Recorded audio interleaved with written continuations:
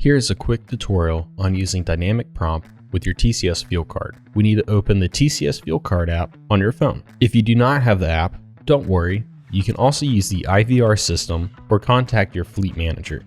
Once you're logged in, you want to select the card that you will be using for your payment and then press the dynamic prompt button.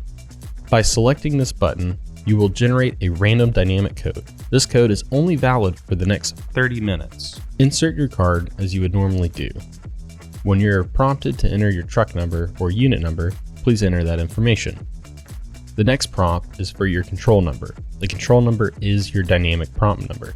Go ahead and type the code into the prompt to continue.